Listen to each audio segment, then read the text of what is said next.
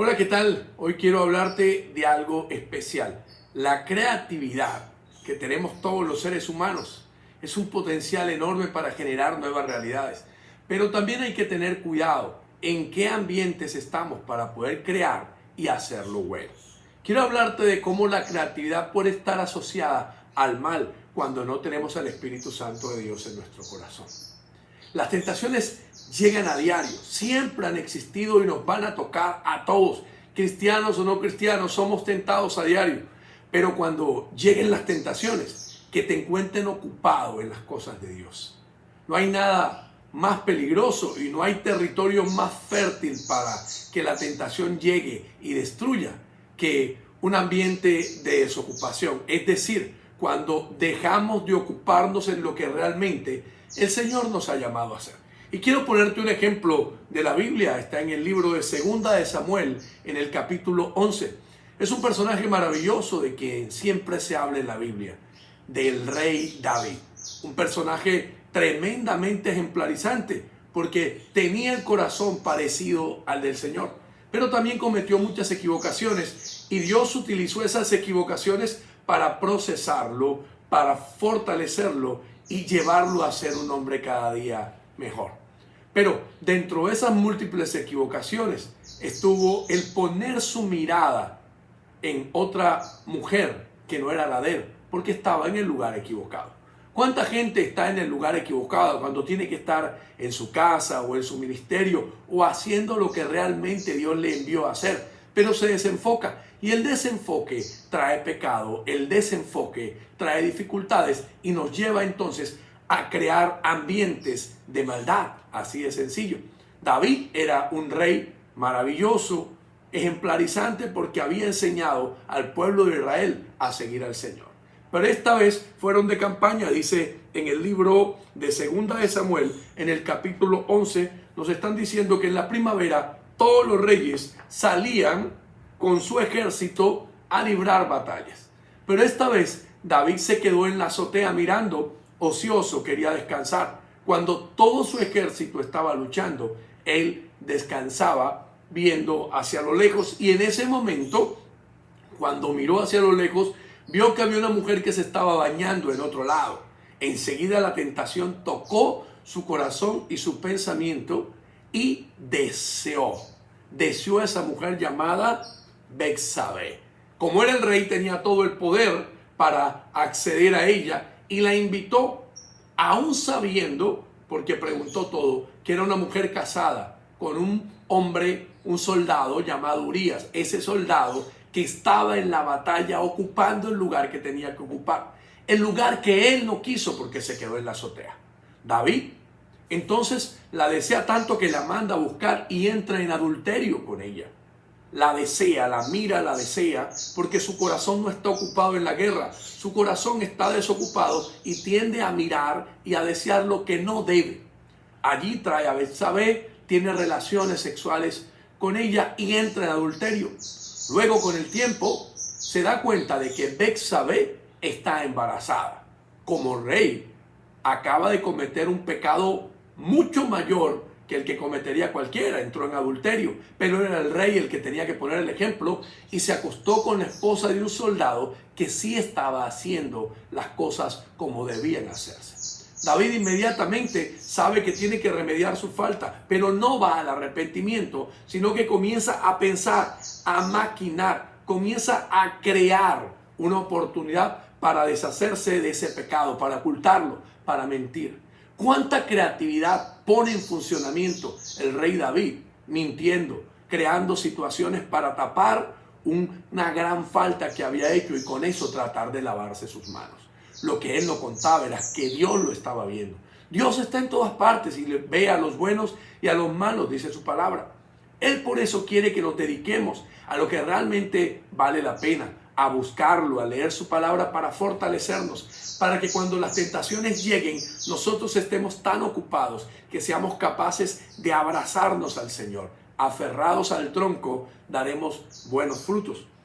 Así que David, en su preocupación por tratar de saldar esa equivocación, manda a llamar al joven Urías, porque quiere que él llegue a palacio. lo invita a tomarse unos tragos, a un banquete. David le envió el mensaje primero a través de Joab, que era el general. En su campo de batalla, él le dice: el rey te llama. Y cuando Urías llega, David lo hace sentar a la mesa. Había creado un plan perfecto: emborracharlo para que Urías, borracho fuera, se acostara con su esposa Betsabé y hacerle creer que había quedado embarazada de ella. Un plan de maldad que había creado, la creatividad al 100%, porque estaba en pecado. El pecado, cuando no nos arrepentimos, genera mayor mal, genera mayores posibilidades de crear para hacer lo malo. Una mentira tapa otra mentira, pero deja el hueco para la otra que viene. Y cada día los seres humanos se enredan, porque el corazón que trama el mal, los pies que corren hacia el mismo mal, dice el Proverbio capítulo 6, versículo 18. Aquí está tramando el mal porque quiere quedar bien. ¿Cuánta gente luego que peca para quedar bien oculta su pecado y se esconde y empieza a generar mentiras y convierte entonces su mente y su corazón en una fábrica de mentiras que lo lleva cada día a crear, pero para la maldad? Aquí viene David y llama a Urías. Le dice a Joab que se lo mande y llega al palacio. Cuando Urías llegó, David le preguntó cómo estaban Joab y el ejército y cómo marchaba la guerra. Dice la palabra: después le dijo a Urías: ve a tu casa a descansar. David incluso le envió un regalo a Urías apenas dejó el palacio. Pero Urías no fue a su casa, sino que durmió esa noche a la entrada del palacio con la guardia real. En cierta forma, él sabía que mientras sus hermanos, sus compañeros israelitas estaban en el campo de batalla, desafiando al enemigo, exponiendo sus vidas, él no podía estar acostado con su esposa. No le parecía ético. Urías era un hombre correcto y en lugar de hacerlo conveniente, hizo lo correcto. Lo que le convenía era irse a su casa, descansar, acostarse con su mujer y pasarla bien.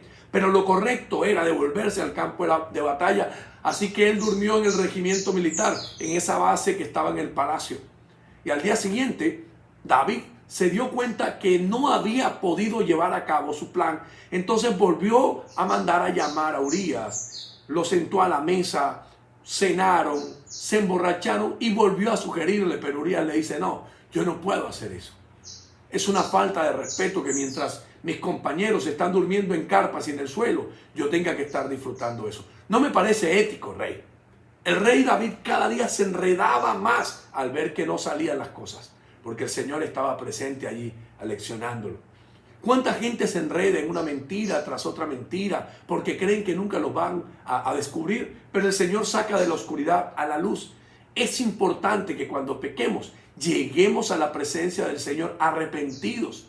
Y mediante la gracia maravillosa, esa gracia que activó Jesús cuando murió en la cruz, su sangre preciosa nos lava, nos limpia y nos habilita para comenzar una vida nueva. Pero cuando ocultas tu pecado, tu falta, por más pequeña que sea, terminas deteriorando y haciendo una brecha enorme allí por donde se van a escapar tus bendiciones. Cuando ocultas el pecado, comienzas a fabricar mentiras y a crear. Hay una creatividad tremenda, empiezas a maquinar, a generar películas en tu mente creyendo que te van a salir las cosas bien. Aquí David sabe que su plan fracasó por tercera vez. Entonces él escribe una carta al general Joab diciéndole: necesito que pongas a Urías en el frente de batalla, que vaya de primero para que lo maten.